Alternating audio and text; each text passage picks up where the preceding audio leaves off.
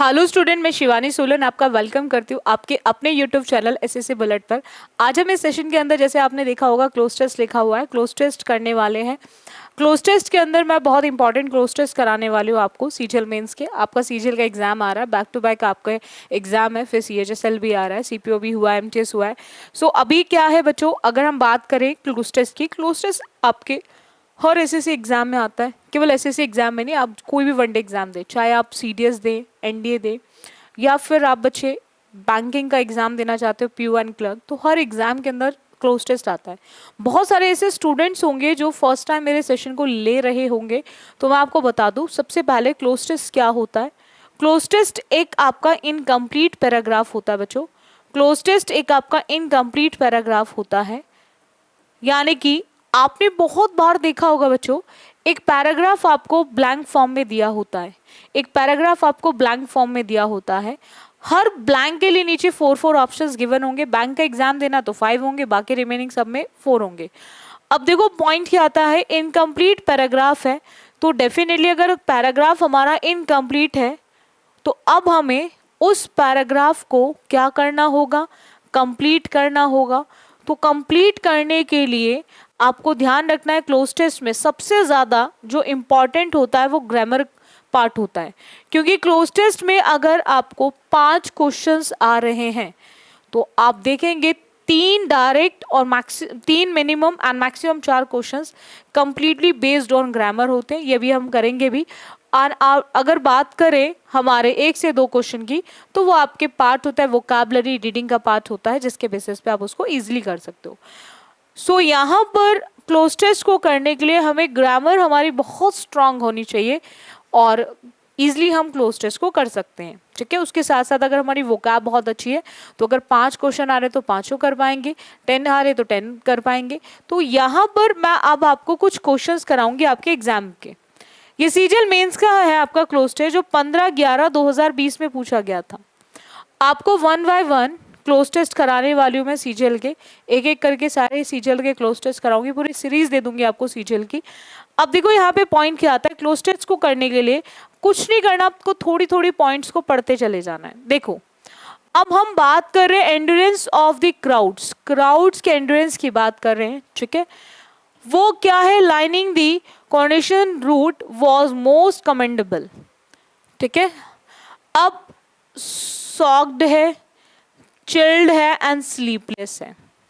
ठीक है, dash remained wonderfully good tempered and when the procession finally. अब remained अगर मैं बात करूं रिमेन्ड की, तो रिमेन्ड हमारी क्या है, वर्ब। रिमेन्ड हमारी क्या है, वर्ब। अब देखो ग्रामर का रोल क्यों होता है, रिमेन्ड हमारी क्या है, वर्ब, और हम जानते हैं वर्ब से पहले जो यूज होता है वो आएगा आपका सब्जेक्ट। क्या आएगा, सब्जेक्ट, यानी कि सब्जेक्टिव केस ऑफ प्रोनाउन। और ये चारों ही सब्जेक्टिव केस दे रखे। इट का तो ऑब्जेक्टिव भी इट ही होता है, बाकी सबका सब्जेक्टिव यही है। अब यहां पर हमें क्या यूज करना है, तो हम बात कर रहे हैं एक पर्सन की नहीं, क्राउड की बात कर रहे हैं, एक से ज्यादा की। तो एक से ज्यादा की जब हम बात कर रहे हैं, और कभी कभी अगर थोड़ा सा माइंड लगाओ तो आपके आधे से ज्यादा क्लोज टेस्ट के क्वेश्चंस का आंसर उसी पैराग्राफ में मेंशन होता है। जैसे इस क्वेश्चन का आंसर ऑलरेडी लिखा था, चीयर्ड कौन दे, तो रिमेन वंडरफुल भी कौन होंगे, वही होंगे। तो आप चाहते तो इसका आंसर यहां से भी निकाल सकते थे, तो यहां पर आंसर ऑप्शन क्या आ जाएगा, दे। आप दोनों टाइप से निकाल सकते हो, इसको देख के भी लिखा सकते हो या फिर उसको देख के भी लगा सकते हो। ठीक है, तो हमारा दे हो जाएगा, हम सिंगल पर्सन की बात नहीं कर रहे। नेक्स्ट आते क्वेश्चन पे। नेक्स्ट उसने बोला है, when the procession finally dash they cheered wholeheartedly. अब देखो जब प्रोसेशन फाइनली क्या हुआ, अब यहां पर एंटर्ड हुआ, ज्वाइंट हुआ, फिनिश्ड हुआ या अपीयर्ड हुआ, वो सॉक्ड दिखाई दे रहे हैं, चिल्ड दिखाई दे रहे हैं, स्लीपलेस दिखाई दे रहे हैं, ऐसा लग रहा है। और लगने के लिए हम एंटर्ड, ज्वाइंट, फिनिश्ड का यूज नहीं करते, किसका यूज करेंगे, अपीयर्ड का। किसका यूज करेंगे, अपीयर्ड का। नेक्स्ट आते हैं, आफ्टर दैट उसने बोला the great merit of a dash crowd is that its members remain individuals. मैंने आपसे क्या कहा था अभी, कुछ क्वेश्चंस के आंसर क्लोज टेस्ट के उसी पैराग्राफ के अंदर मेंशन होते हैं. अगर आप थोड़ा सा उसको ध्यान से पढ़ो, इस क्वेश्चन का आंसर भी हमें ऊपर पढ़ के नहीं पता चल रहा. हम इंडियन की बात कर रहे हैं, हम एशियन की बात कर रहे हैं, हम ब्रिटिशर्स की बात कर रहे हैं, या फिर हम फ्रेंच की बात कर रहे हैं. तो यहाँ पर आपको थोड़ा सा पैराग्राफ को अगर ठीक से पढ़ो तो आपको आंसर इसका भी मिल जाएगा. वो कैसे मिलेगा? करेक्टरिस्टिक्स किस कल्चर के हैं? करेक्टरिस्टिक्स हो रहे हैं ब्रिटिश कल्चर के. तो डेफिनेटली वो क्राउड भी जो है वो कौन सी है? वो ब्रिटिश की ही है. वो क्राउड भी किसकी है? ब्रिटिश की है. क्योंकि जिसका वो कल्चर है, जिस कल्चर के वो करेक्टरिस्टिक्स हैं, जिस कल्चर के अगर मैं बात करूं, जैसे बहुत सारे सबका अलग अलग कल्चर होता है, ठीक है, सबके अपने अपने रीति रिवाज होते हैं, ठीक है, सबके अपने अपने अलग अलग तरीका होता है, हर किसी का कल्चर अलग होता है. तो यहाँ पर करेक्टरिस्टिक कौन से कल्चर के हैं? तो ये ब्रिटिश कल्चर के हैं. तो डेफिनेटली यहाँ पर हम क्राउड भी किसकी बात कर रहे हैं? ब्रिटिश की बात कर रहे होंगे. तो इसका आंसर भी आप आसानी से पैराग्राफ से निकाल सकते थे. That is fourth, that is British. Crowd is that. तो यहाँ पर आप ब्रिटिश का यूज करेंगे, ठीक है, क्राउड से पहले, तो ब्रिटिश आ जाएगा. नेक्स्ट आते हैं. It is dash characteristic of the British culture that British people can collect. अब उसने बोला कि it is dash characteristic. It is dash characteristic मतलब कि वहां पर ग्रेट जो लाभ है ब्रिटिश को, ब्रिटिश क्राउड को, वो ये है कि उसके मेंबर हमेशा इंडिविजुअल रहते हैं, ठीक है. और यही क्या है? शायद ये करेक्टरिस्टिक है आपके ब्रिटिश कल्चर का. तो अभी वो क्लियर नहीं है, तो यानी कि हम क्या यूज करेंगे? परहैप्स. शायद वो उनका ये कल्चर है, उनका वो रीति रिवाज है. आफ्टर दैट कि that British people can collect in crowds, कि कलेक्ट होते हैं क्राउड्स में, भीड़ में. Dash do not turn into mobs. वो क्राउड में तो कलेक्ट होते हैं लेकिन वो कभी भी मॉब में चेंज नहीं होते.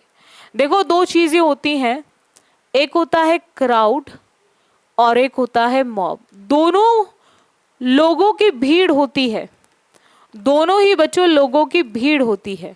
बट डिफरेंस इतना है, एक पॉजिटिव होती है और एक आपकी नेगेटिव होती है.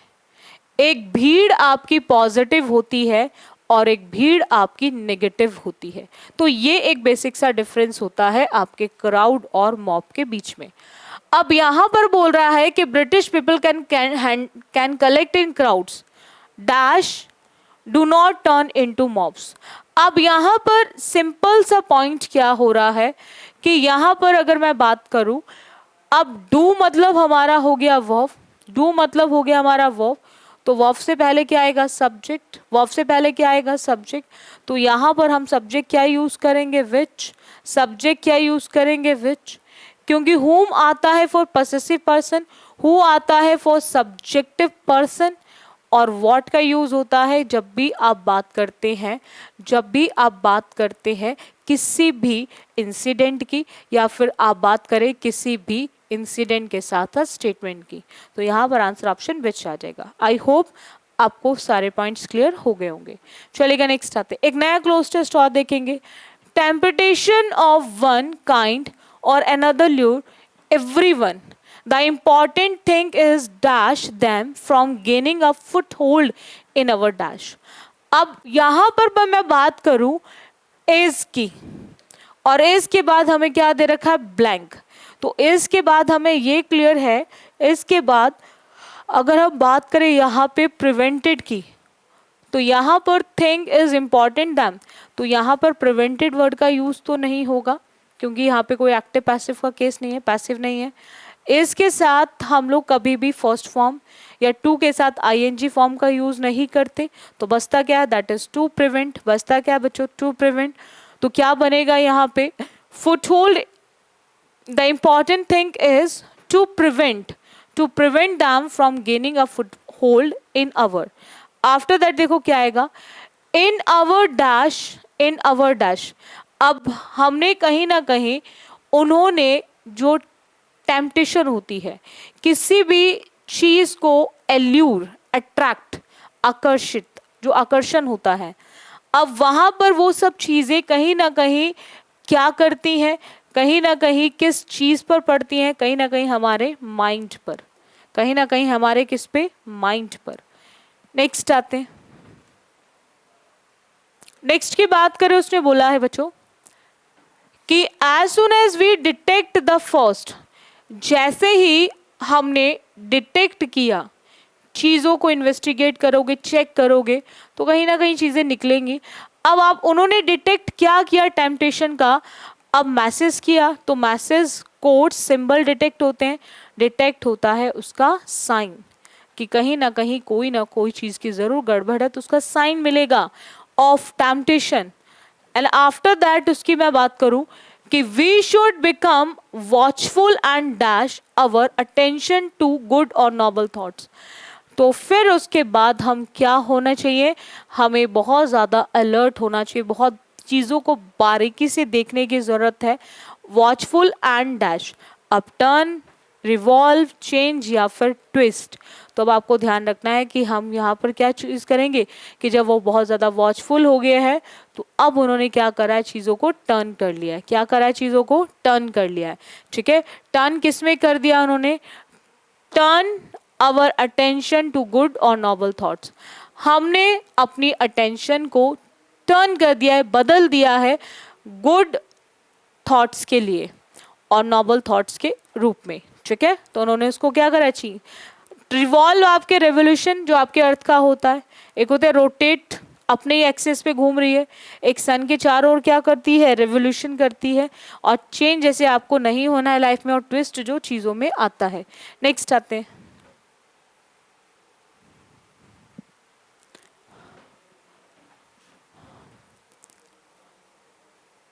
Playing with the temptation. Next की बात करें, dash we wait till the temptation becomes too, dash we wait till the temptation becomes too. अब वो कहीं ना कहीं बोल रहा है कि किस चीज को लेकर, कि यदि या unless, unless is used for condition and until is used for time.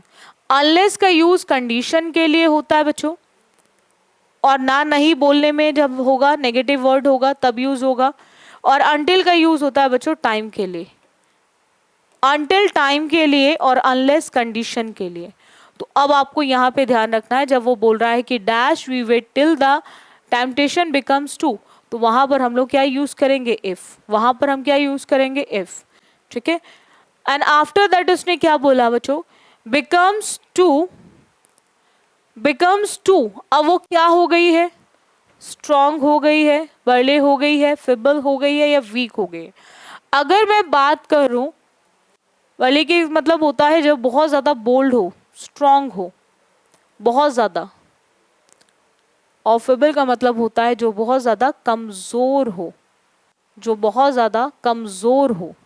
ठीक है, अगर हम बात करें यहाँ पर, अगर हम बात करें टेम्पटेशन बिकम्स टू, तो टेम्पटेशन बहुत ज़्यादा क्या हो गई है, स्ट्रॉन्ग हो गई है, बहुत ज़्यादा मजबूत हो गई है। ठीक है, फिबल का मतलब यानी कि बहुत ज़्यादा क्या हो गई है, बोल्ड हो गई है, यानी कि स्ट्रॉन्ग हो गई है। ठीक है, तो स्ट्रॉन्ग के साथ साथ नेक्स्ट आते हैं, आफ्टर दैट उसने बोला playing with the temptation dash to welcoming it. अब यहाँ पर playing with the temptation dash to welcoming it. अब अमाउंट आएगा, अमाउंट्स आएगा, अमाउंटेड आएगा, या फिर अमाउंटिंग आएगा। अब आपको इसको चेक करना है कि हम लोग क्या यूज़ करेंगे, अमाउंट, अमाउंट्स, अमाउंट, अमाउंटिंग। तो अब आपको सिंपल सा ध्यान रखना है कि हम बात कर रहे हैं विद, और विद जब भी एज अ कनेक्टर आता है इन इंग्लिश ग्रामर, वहाँ वर्ब हमेशा विद से पहले वाले केस के अकॉर्डिंग यूज होती है। जो भी विद से पहले आपको दिया गया होगा एज अ नाउन और एज अ प्रोनाउन, उसके अकॉर्डिंग आप वर्ब को यूज करेंगे। अब देखो यहाँ पर हमने देखा कि यहाँ पर प्रेजेंट में चल रही हैं चीजें, हम प्रेजेंट केस की बात कर रहे हैं, तो अमाउंटेड वर्ड तो यूज होगा नहीं। अमाउंटेड वर्ड क्यों यूज नहीं होगा? क्योंकि ये वर्ब की सेकेंड फॉर्म है और सेकेंड फॉर्म होती है पास्ट में, और बात किस में चल रही है? प्रेजेंट में। तो हमें ये क्लियर है कि अगर बात प्रेजेंट में चल रही है तो पास्ट का यूज नहीं होगा। अमाउंट में आईएनजी आपके प्रोग्रेसिव को बताता है, और आईएनजी कभी भी आपके हेल्पिंग वर्ब के बिना यूज नहीं होता। आईएनजी कभी भी आपके हेल्पिंग वर्ब के बिना यूज नहीं होता। तो यहाँ पर ये भी इनकरेक्ट हो गया। अब यहाँ पर जब विद आ रहा है एज अ कनेक्टर तो फर्स्ट के अकॉर्डिंग, प्ले में जब आईएनजी लग गया तो यहाँ पर अकॉर्डिंग टू प्लेइंग हम लोग कैसा यूज करेंगे? Singular verb. अब सिंगुलर का यूज करेंगे तो इसलिए हमें अमाउंट में लगाना पड़ेगा एस, और इसलिए हमारा आंसर ऑप्शन फर्स्ट होगा, सेकेंड नहीं होगा। क्योंकि जहां पर भी वर्ब में लगता है एस और ईएस, जहां पर भी वर्ब में लगता है एस और ईएस, वहां पर आपको ध्यान रखना है, वहां पर आपको ध्यान रखना है कि हम हमेशा यूज करते हैं वर्ब में एस और ईएस का मतलब होता है वर्ब हमेशा यूज होगी सिंगुलर फॉर्म में। ठीक है, अब नेक्स्ट आते हैं to welcoming it. In fact the safest dash is to avoid situations in which we may be tempted। safest क्या होता है? safest क्या है? हम प्लेइंग किसकी बात कर रहे हैं? टेम्पटेशन की, थॉट्स की। तो ये सब क्या है हमारे? आइटम्स, नो, ट्रैक, ऑब्जेक्ट, ये सब हमारी क्या है? थिंग्स। तो जो सेफेस्ट थिंग है, वो सेफेस्ट थिंग क्या है? Is to avoid situation in which we may be tempted. उन सिचुएशंस को अनदेखा करना, उन सिचुएशंस को अवॉइड करना जो कैसी होती हैं? टेम्पटेड हो सकती हैं। ठीक है, आफ्टर दैट नेक्स्ट क्वेश्चन की बात करें, if dash all our care are temptation become severe.